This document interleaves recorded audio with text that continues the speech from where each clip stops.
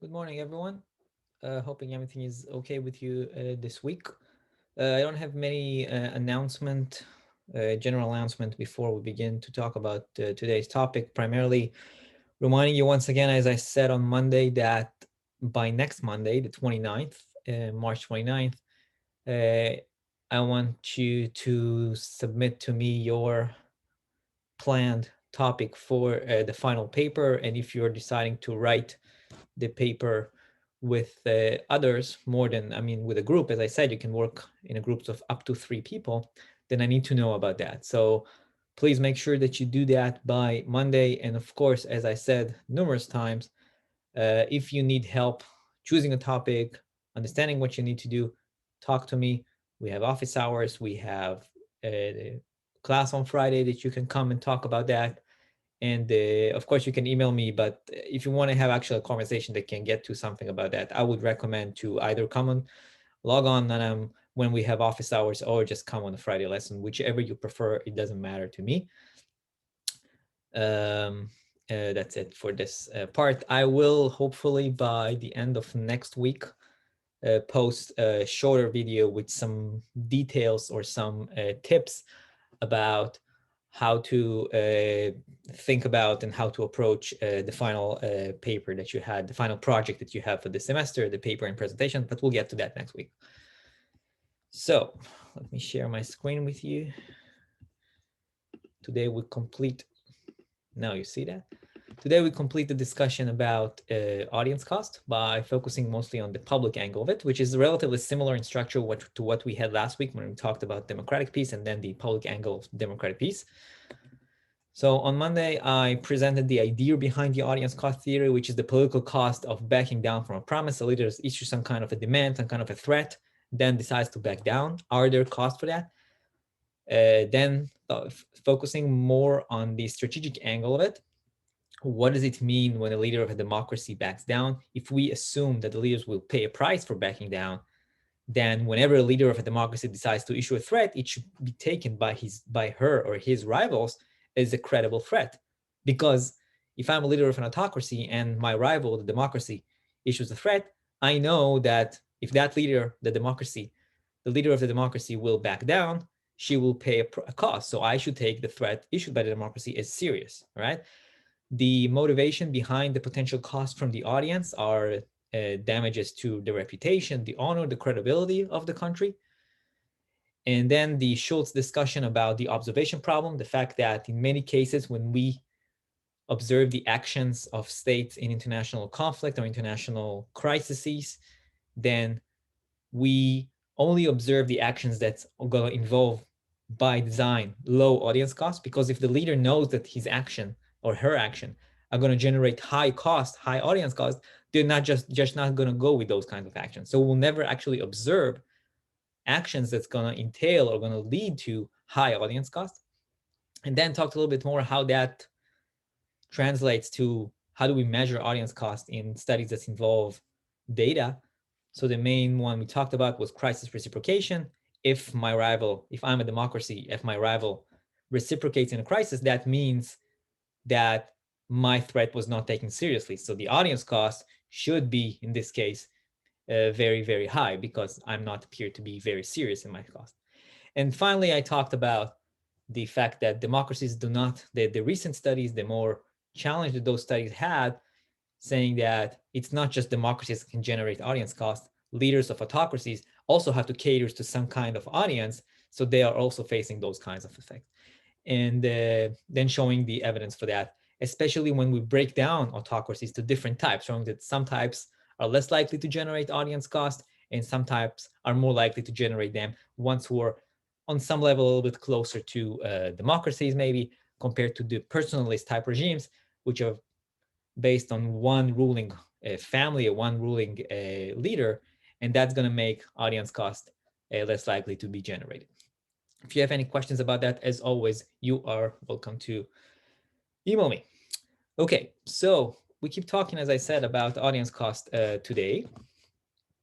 And building on the discussion from Monday, one of the main challenges of this entire research area is that to show that audience costs actually exist. We assume that the public is going to punish the leader for backing down. But is that really the case? And on Monday, I talked about a lot of the research that uses measures, indirect measure, to account for the fact that there are audience costs. And that was the idea of reciprocation in conflict. If I'm a leader of a democracy and I'm issuing a threat, if my rival reciprocate, that speaks to how much does my rival think that my threat is serious, and therefore how much can I generate those audience costs is going to affect the way my threat is perceived. I want to talk today on the other element or the other side of this type of measure, and that's directly testing with the public. Does the public care about that? Why? Because the public is a fundamental element in audience cost. This is the audience in audience cost. Before we go into those types of how do we measure that, what are the research that do those kinds of things have shown us, we go back to the ever-present question is, why would the opinion of citizens matter when it comes to foreign policy?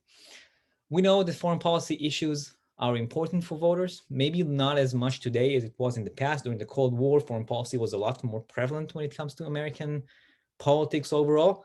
It still matters today, especially in specific context. So the way that the leader appears when it comes to the international system should matter for how competent that leader is. That may have an effect on how easy or hard it is for the leader to work overall when it comes to the political system. So for example, unpopular presidents may find it very hard to work with Congress. Unpopular presidents may also have indirect negative effects on the popularity of their party representative. So if a Democratic president is unpopular, maybe a lot of the Democratic candidates for Senate, when Senate elections come next year for that point, maybe that's going to harm those candidates. So the way that the president or the leader behaves in foreign policy matters overall. And that, of course, is based on how the citizens view in their opinion. So we'll begin talking about the audience share when it comes to audience costs by looking at the work by Toms. He presented the first study that directly assessed the extent of public opposition to leaders backing down. So the idea of the public cares about the audience cost. And he also explored what are some of the motivations behind that. So again, both of those basic elements that I talked about on Monday that drive that theory, he tested them directly with the audience, with the public.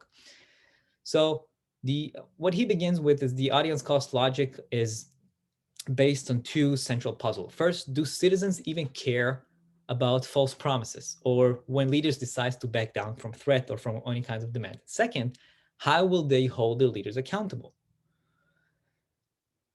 If we care about that and we do not accept the way the leaders behave, how are we going to do something about it? Now, what he suggests that finding evidence for direct evidence for audience costs within the public serve as a very important micro foundation for a very extended class of models when it comes to IR. A lot of the models that I talked about ever since, I think, week 5, when I talked about the effect of domestic factors on behavior when it comes to foreign policy and international system.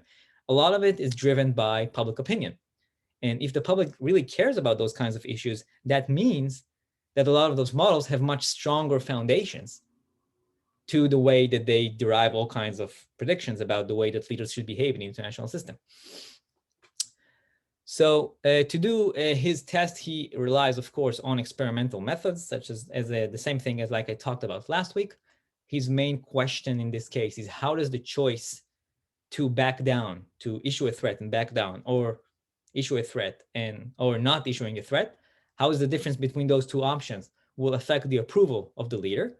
So again, coming back to the much longer discussion I had last week regarding the advantages of the powerful aspects that experiment, as the method of experiment offered us, we can isolate our main causal effect here, and that's the idea of inconsistency that the leader presents. He also accounts for 4 different factors. Those is the regime type of the adversary, the motivation for the attack, which leads to that alleged threat by the leader, the power relations between the United States and the adversary, and the interest at stake. Essentially what he does is, and you will see that in a minute, which is what you had in your second survey, presenting a conflict scenario. And in some cases, the leader issues an empty threat, issues a threat and backs down. In some cases, he does not enter the conflict at all, and then we compare public approval in those two cases. So what you see here are the main results that he finds. So I want to focus on the disapprove, 2 rows of disapproval here, because we care more about negative opinions here than the positive one. So the decision to stay out, not even intervening in the conflict at all, generates relatively high number or not insignificant number of public opposition to that. However, look at the reaction when the president issues a threat and backs down. He issues what's called an empty threat. Even if we take both of those categories together, we have about 33% of objection to the action of the president that decides to stay out of the conflict, compared to almost 50% of opposition to a decision by the president to back down in a crisis, to issue an empty threat. And so that's the main result. Now, another thing that he does, he assesses the changes in the audience cost when the level of escalation increases, when it's just threat to use force, when it is the display of force, such as a very isolated attack and stopping there, whether it is an action that involves casualties, an action that does not involve casualties. And what you see in the numbers here is the audience cost in comparison to the staying out option. And we see that we have relatively, again, not insignificant level of disapproval when it comes to the lower levels of escalation, just making a threat and backing down. But this is even more so when you're actually engaged in those kinds of actions and proceed and have costs in this case. Overall, what his analysis shows is that there is a general trend of disapproval for backing down. The public actually disapproves of a leader who decides to issue a threat and then does not follow through. The idea the option of staying out, of not even issuing a threat of intervention in the conflict, is also not supported that much, but not as much, but not so high as the backing down option. And one more thing that he does here, similar to what I talked about from the research on democratic peace last week, is in order to emphasize how important or whether those results really matter in reality, he also tests for those types of effects among different levels of political participation. And he finds that the effects are even stronger for those who are more politically engaged, those who are participating in the political process, those who are more likely to go to vote. They care a lot more, and their negative effect when it comes to a backing down by the president is even stronger compared to those who are less politically engaged. So that means, again, this additional evidence that this audience cost idea that's beginning with the public actually is there and it matters. The final puzzle that he addressed and I want to talk about is the motivation. Why does the public really care that much about this inconsistency? Why does it matter to us that the president issued a threat and back down? So to do that, he relies on open-ended question that he offers to his participants. He analyzes those responses, and one set of result talks about that intervening in the conflict was the right thing to do. So it's not the idea of backing down from a commitment that matters for those individuals and why they disapprove of the president's action. It's more about that intervening in the conflict was a moral issue or and need something it was the right thing for us to do. And when you decided to back down, we rejected that. That was one. But the much larger group of respondents, over 70% of the responses, actually were very concerned about everything that I talked about on Monday, that the theory proposes, the idea of damages to the credibility and the reputation of the country because of this inconsistent behavior. Okay, so what we see in these results and this study by Toms is that a lot of the foundations of audience cost, which were in many cases on some levels assumed in the classic or the original studies of audience cost, are actually there when we test the public. And now I want to talk about your survey. Last week, you submitted your second survey, which was on some aspects a replication of this work by Toms. So the survey that you completed comprised of 2 decision tasks. I'll focus here about the first one. And the first decision task was one-to-one similar to the elements that the study by the Toms did. And What I wanted to test is that you read about the conflict and the president's decision to intervene or not. And the one option was to stay out, and the other one was to back down from a threat, and to tell me, what do you think in terms of the approval of the president? So this is the results from Yo's survey. What you had here, if we're looking at the empty threat option, which is the backing down, we see there's a very high number or high proportion of the respondents to the survey that disapproved of that action. We have here about 77% of the respondents for that group disapproved the decision to back down in a crisis. Staying out, not intervening in the first place, also has its fair share of disapproval, but also some of the respondents actually approved that. Right? So that's results are pretty similar. Now, as you can see, first of all, your survey was much smaller in terms of the number of people that participated. And we have not insignificant number of people that decided to do the neither option, which does not help us in actually separating those results.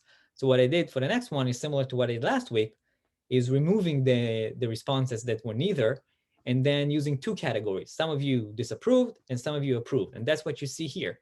Look at the big difference here between the empty threat, which is very high number of people, for that matter, in those groups, all the people disapproved of, compared to the staying out, which is about 50-50. So there is opposition within the public, in this case, your responses to staying out of the conflict, but it is a lot higher to an empty threat. And I'm not taking this 100% as a clear number because, again, as I told you, your sample was very, very small.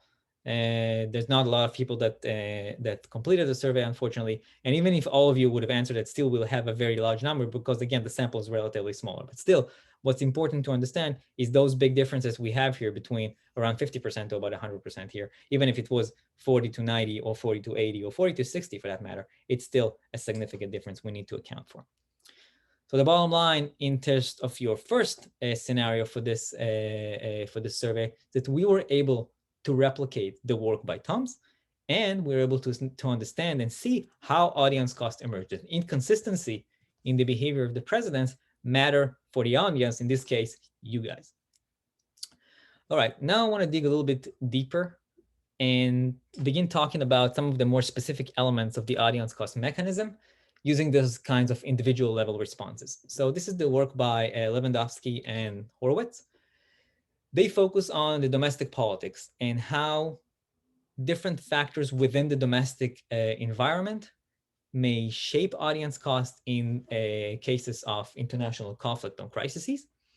Overall, they talk about three factors, which I'm going to detail in a few minutes. It's the president partisanship, the reactions of other elites, as well as whether the president can offer new information to justify the decision to back down. The logic behind those three mechanisms is that when we account for that, that may reduce the extent of audience cost that leaders face. Why? Because let's just take as an example, let's think about this new information mechanism. If the leaders have new information that they can provide during a crisis, that allows those leaders to justify their decisions to back down in a crisis, not follow through on their threat. The public is expected to view this information. And if the public accepts that this information actually justified the decision to back down, then the audience cost should be lower because the public then was going to view the president as more competent because the actions of the president were based on the most updated and relevant information, right? So some of those domestic aspects or domestic factors matter for potential changes in the audience cost during a crisis. So let's break down those three mechanisms a little bit more. First is the idea of elite reaction.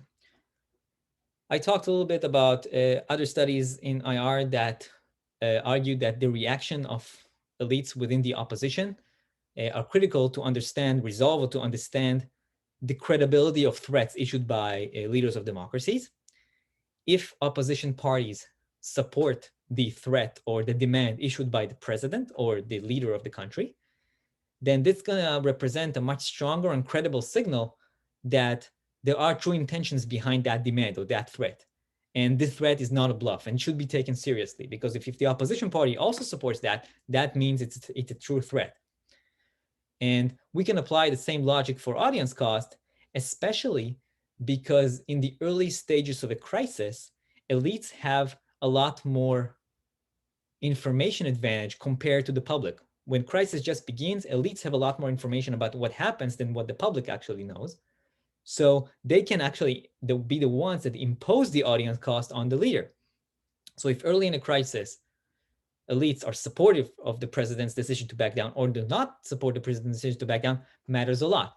And that makes the actions of those elites as very important. And that represents a strong signal for the public, the audience, in terms of how much to impose their own cost on the decision to back down.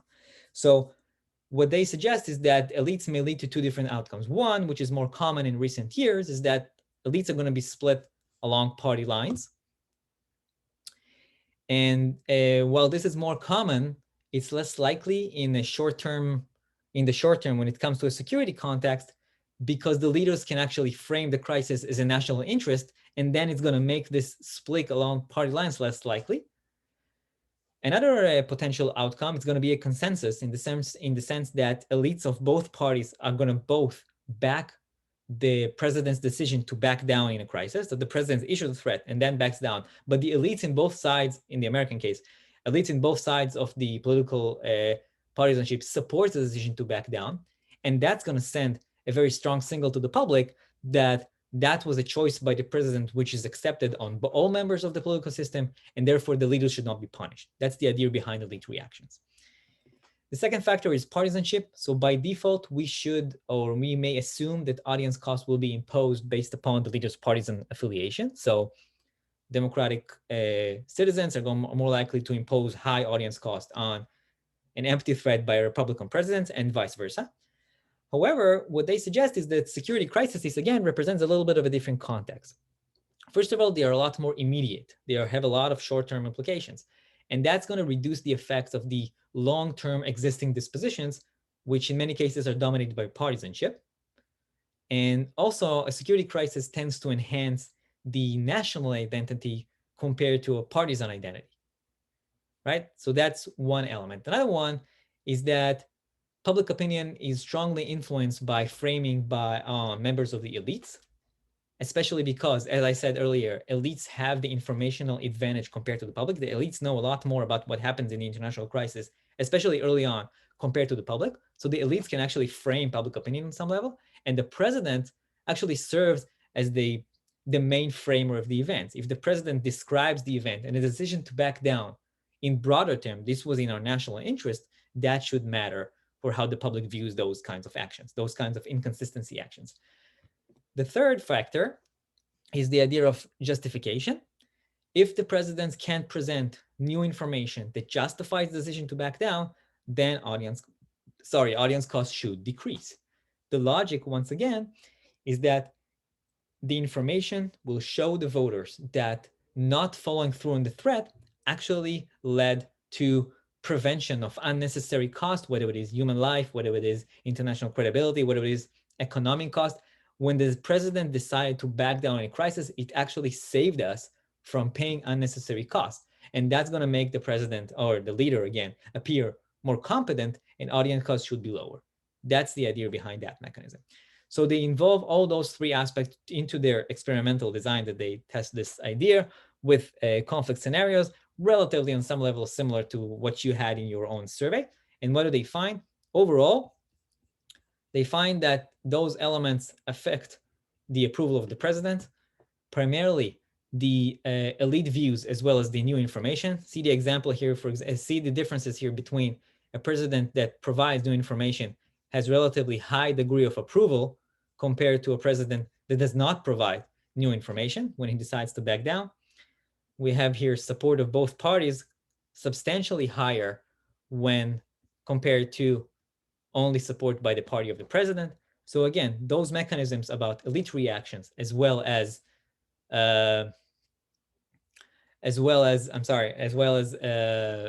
new information are very, very important for the level of audience costs. One more thing that they talk about is the last point that I have here is that how do audience costs form, the process of forming audience cost. And they do that by engaging what's called mediation analysis. Mediation analysis is a technique that tests the effects between the relationship between two factors, but actually adds a factor which mediates those relationships. So if overall we usually argue that X causes Y, a mediation effect says that X causes Y, but this effect is mediated by another factor which called Z. So X actually has a direct effect on Z, and Z has its own effect on Y. So there's an indirect effect here from X to Y. So what they show in their mediation analysis is that approval rating, which for us is this, if in this example I told you this is the Y, are mediated by competence view. So the factor that affects the approval rating, the X for us, is the inconsistent behavior. So it's not that inconsistent X directly affects Y, the approval rating, is that X affects Z, which is the incompetence view or competence view, and that's going to have an effect on the approval rating. So that means that the effect of the inconsistency is not direct in that case on the approval rating. Okay, let's get back to your survey once again. The second decision task that you had asked for your approval of another conflict situation. And this time, the decision by the president was either the classic one that you had in the first scenario, which was backing down. Some of you read about that, issuing a threat and then backing down. The other option was breaking a promise to stay out, which means that the president said that the United States will not intervene in the conflict, and eventually the president decided to send military forces and actually make an intervention.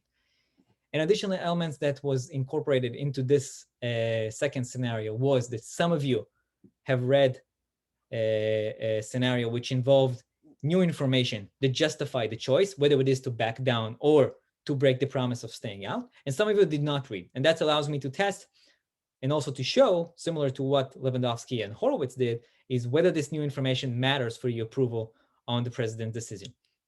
So once again, generally, how did you view those scenarios? So once again, as you had in the first scenario, an empty threat, issuing a threat and backing down is highly unpopular. 85% of the respondents here were not approving of issuing a threat and backing down.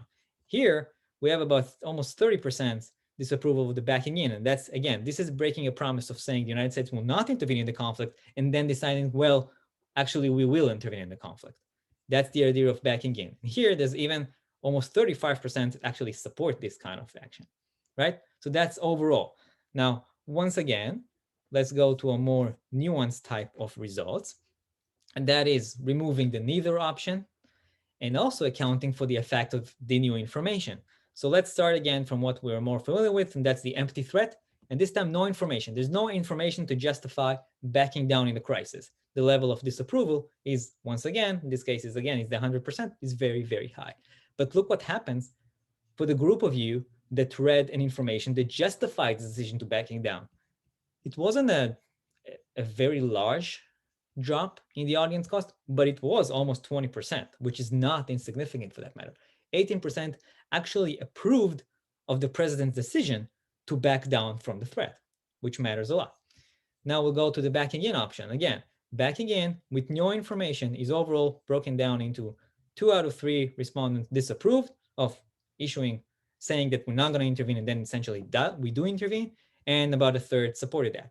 However, once we provided new information to justify the decision to intervene in the crisis, even though we made a promise, the president made a promise not to intervene, actually led to a much higher degree of support and lower degree of audience cost in this case, right? So this is another important finding that you show here, and we see how the information has an effect here in both types of breaking of promises. Now, another set of questions that you had regarding this second scenario was how much does those inconsistent action by the president had negative effect on the reputation or the credibility or the how competent the leader is. And what we see here is that those kinds of action, when it comes to a backing down scenario, issuing a threat and backing down, are much worse than backing in scenario. The damage to the reputation from backing down is bigger than the damage to the reputation for backing in. Similarly for credibility. And it is even a much bigger gap when it comes to how competent the president looks when it comes to backing down in a crisis, high degree of incompetence, compared to backing in, which has some level of incompetence, but not as much. All right. So what we were able to do in this survey overall, in the second scenario, we were able to replicate the work by Horowitz and Lewandowski, as well as another paper, which I'll talk about in a few minutes. And we saw the important effect that providing additional information to justify the decision to break the promise, how important that is to the way that the president's actions are viewed. Okay, so the results of your survey show that inconsistency has what can be viewed in some level. It has many faces. It has a lot of different aspects. And now I want to probe a little bit more on this aspect. Inconsistency, and that's what the title here says, inconsistency is not just the idea of backing down a threat. Now, in the basic formulation of the audience cost theory, public criticism is mostly due to the fact that leaders make statements or make threats in a crisis, but fail to keep them, right? Everything that I talked about so far, and a lot of what I talked about on Monday. The inconsistency in these kind of actions leads to negative views of the leaders because the public is mostly concerned with damages to reputation and credibility from the actions of the state international system. So that's everything in the classic formulation of empty threat and audience cost and inconsistency, right? However, and we saw that in your survey, there is another angle for this inconsistency, and that's the idea of whether the public is going to punish the leader that promises to stay out of the conflict, but then changes course and decides to go back in. And as an example, we can think about the events that transpired at the beginning of 1861 around the events in Fort Sumter and President Lincoln. Back in his inauguration speech in the beginning of 1861, President Lincoln promised to not invade the South and use force against its people. After the attack on Fort Sumter in April of 1861, Lincoln decided to impose a blockade. And at the same time, he still reassured members of Congress that he is committed to his non-invasion policy to the southern states. However, by the summer of 1861, by the end of June, he shifted course and decided to engage in attacks on Virginia. Now, in those specific attacks in June of 1861, the Union actually lost those battles. It was the Bull Run Battle and the Battle of Manassas. And that also led the president to sign a law which required the recruitment of soldiers. But overall, this kind of historical example illustrates this additional aspect of inconsistency. Lincoln made the promise not to invade, not to attack the southern states. And eventually he broke his promise and did that. He was backed into a conflict. Now, we don't have the data whether it has any audience cost on him because that was quite a long time ago, but that's the idea behind this example. And to talk about that more in detail, I want to discuss the work by Levy and his associates. And in their work, they compare the classic inconsistency of audience cost, and that is backing down in a crisis after making a threat, with the other type of inconsistency, which is backing in, making a promise to stay out, but then decided to intervene in the conflict. What they argue is that inconsistency or consistency or inconsistency in that matter is one of the basic foundations of audience cost, regardless if the motivation of the public criticism is based on concerns from reputation, resolve, credibility, or leader incompetence. So in that case, if the domestic punishment for backing down from a threat is driven, even in part, by opposing inconsistency, then the punishment to the leader should be imposed not only when they fail to follow through on a threat, but also when they fail to honor a public commitment to stay out of the conflict, what they call negative commitments, right? That's the idea behind their argument. And I already talked about that, and you saw that a little bit in your own survey. In order to illustrate that even more, they go back to one of the most fundamentals way when we talk about audience cost, and that's the game theory setting, which I talked about on Monday when I talked about the Schultz paper. And to do that, we'll go back to this kind of a game theory model. And again, we can talk about inconsistency in the most classic form, and that's going to be this side of the tree, right? So the challenger, in this case, that's the US government, issues a threat, and the target, the foreign government, if the foreign government decides to stand and does not accept the threat, then the United States government or the leader has to decide whether to follow through on the threat, that's mean using force, and in many cases going into conflict, or backing down. And that's what's called here back out. That's the idea of an empty threat, the classic formulation of audience cost that we've talked about so far. That's one type of inconsistency. However, what they want to also present and compare in the research by Levy and his associate is actually to expand this staying out nod. And here, when the president decides to promises to stay out, we can expand that to actually following through and staying out, or breaking that promise as well and backing into the crisis. If you go back to the Lincoln example, so Lincoln promised to stay out of the southern states.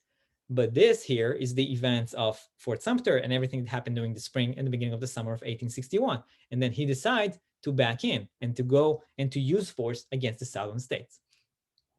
And what they argue essentially here is that if the domestic audience values consistency as a sign of the leader's incompetence or competence, then they should punish the leader that decides to follow that threat as much, or at least as much, as they punish the leader who follows that threat, right? Both of them represents inconsistency cost. So they incorporate that into their experiment, and you had that in your own survey parts of this. They also account for the effects of information. And they find that overall, first of all, inconsistency matters and has an effect on public approval of the president's action. The effect is a lot more powerful when it comes to the classic type of inconsistency. So backing down in a crisis is a lot more damaging to the president's approval than in other types. And backing in also has a negative effect, similar in some levels to what you had in your own survey, but not as much. They explain their findings based on the new information argument as provided by Lewandowski and Horowitz. When the president offered new information to justify the decision to back down or to back in, then the effect of audience cost was reduced. So again, this is similar relatively to what you had in your own survey. And credibility and reputation remain the main sources of criticism on the president's choices in either scenario. So again, a lot of the same stuff that you had in your own survey, that's part of the successful replication we were able to do with your survey and this work by Levy and his associates. But that's, again, showing that inconsistency includes a lot more aspect than just the original formulation of this idea. Okay. The last thing I want to talk about is to explore another angle of this inconsistency. We began by talking about the classic type of inconsistency, backing down in a crisis. Then starting from Lewandowski and Horowitz, but mostly now talking about it with Levy and his associates, that we said that there's another type of inconsistency. That's this idea of backing in.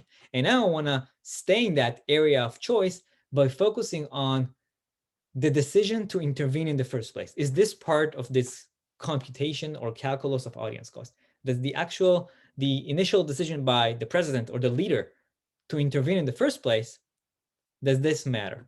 And that's the work by Kurtzer and Bretger. They argue that we need to look more closely at the type of costs that are associated with the inconsistency problems of audience cost. What they suggest is that it is not just the inconsistency between threats or promises and backing down from them, whether it is backing down in a promise or backing in. It is also the initial decision to intervene. And this is what they call a belligerence cost, which should be viewed on some level as a sunk cost, because once an actual demand or an actual promise is being offered, then that creates expectation, which carries a potential cost. So this is an additional part of the cost. It's not just the promise and breaking that promise, whether it is a promise to intervene and not doing that, or a promise to not intervene and doing that. It's beyond that. It's the actual decision to make this kind of intervention and to make this kind of promise, right? That means that according to their view, there are two elements to audience cost, and we should view them. We should look at that, what they termed that, they called it a double-barreled gun, because one is this idea of inconsistency when the president makes a promise and backs down from that promise, and the other one is this belligerence cost, which is not making any kind of promise, and not issuing any types of threat about using force, right? Okay. Okay, so those are the two elements that they offer. And just a little bit now, a little bit more about this belligerence cost. The basic idea behind that is there are some members in society, some citizens, that oppose the use of force in IR, not just based on the partisan affiliation of those individuals. That can be individuals that are concerned about the negative effects of using force, that is, that the crisis is going to escalate into a full-blown war or to an extended type of conflict. Some of them may desire a more type of isolationist policy. Some of them may focus more on, they want the government to focus more on domestic issues. So they're opposing by default to the use of force in the international system. And for those individuals, the actual decision to issue a threat represents a cost and serves as their motivation to oppose the action by the president. That's the idea behind the belligerence cost. Now, another angle that they emphasize in this work is that we need to look at the audience itself. And that is, in the classic view of audience cost, it relies on the rational model, which assumes that all members of the public, all citizens, share similar views in this context. So if the president is inconsistent, then it doesn't matter if you are someone that lives in the north or someone lives in the south, of your opinion in specific aspect, you will oppose that type of inconsistency, right? And they suggest that a lot of the recent studies that focus on the public when it comes to audience cost do not highlight individual differences between members of the public, and they view the audience as more homogeneous than it actually is. Because if we look at research when it comes to public opinion research, we are less likely to look at the audience in that way. So instead, they propose to focus on 4 different factors, which allows us to break down or to unpack the public or the audience in this case and see if there are differences in their level of audience cost based on those factors. So for example, one is military assertiveness. How much do I think that using force is a viable foreign policy option? That should matter for how much do I impose cost on the leader that decides to back down from a crisis or not. Another one, for example, is international trust. If I am high on trust on the international system or other actors in the international system, that means I should care more about the belligerence cost aspect of using force than the inconsistency cost, because I care more about the initial decision to actually make a threat. Nationalism is linked to normative concerns about national honor, and it's related to in-group identity. So those who are high on nationalism are more likely to display more focus on inconsistency as part of their audience cost compared to belligerence cost. And lastly, that's political ideology. Conservatives, by design, seek order, structure, and consistency. So they should care more about this aspect, the inconsistency element of audience cost, compared to liberals, who care more about the use of force itself. So they should care more about belligerence, according to that argument. Before I talk about the results, I'll stop for today's argument. That's going to be the word table. Table is the attendance word for today. Table, once again, is the attendance word for today. So they incorporate, again, those elements into their experiment. And what they find is, first of all, they begin by finding overall support for the basic mechanisms that backing down in a crisis harms the leader's approval ratings. Then they go a little bit deeper than that, and they decompose the results, showing that inconsistency is still the more powerful factor. That represents 67% of the cost in this case. However, belligerence still matters, and that represents about a third of the actual audience cost that's imposed on the leader for backing down in a crisis, right? And what they show here in the results is that audience cost represents a lot more than just the cost of inconsistency between threats or promises and not following through on them. It also includes the initial decision to back down, to issue a threat in the crisis.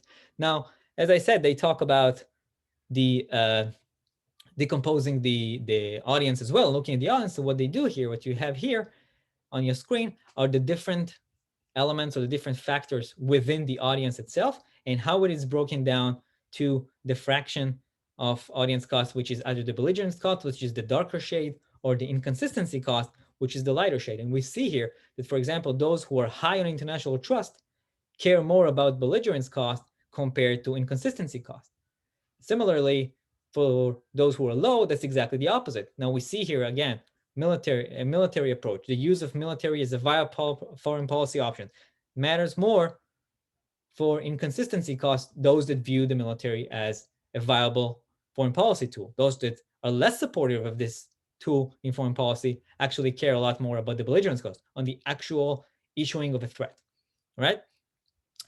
So these results, the two main implications of these results, the first is that both types of costs matter, suggesting we should think more about whether inconsistency is the true main issue when it comes to audience costs. And second, the audience is much more diverse than previously assumed.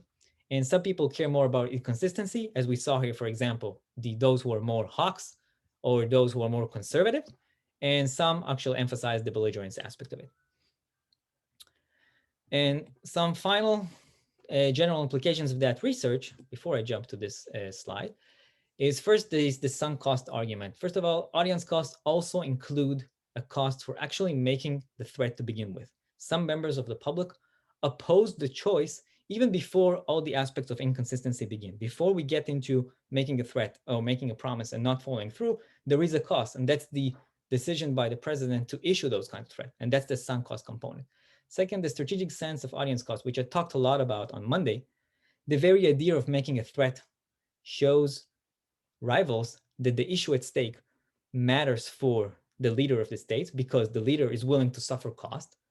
And because empty threats matter, as you saw in all the research talked about today, as well as in your own survey, diplomacy has a lot more effect than previously assumed. That's a more general finding, implication of the research.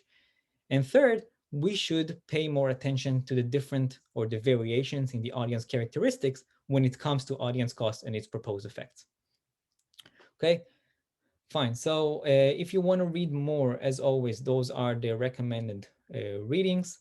We have class on Friday. If you're interested in joining me on Friday, talk to me about everything that's related to the course, things that I talked about today, things that I talked about before today in any previous lectures, or if you want to talk about the final project, I'm very happy to talk to you about that. With that, I am done for today, and I will see you all on Friday or on Monday. Bye, everyone.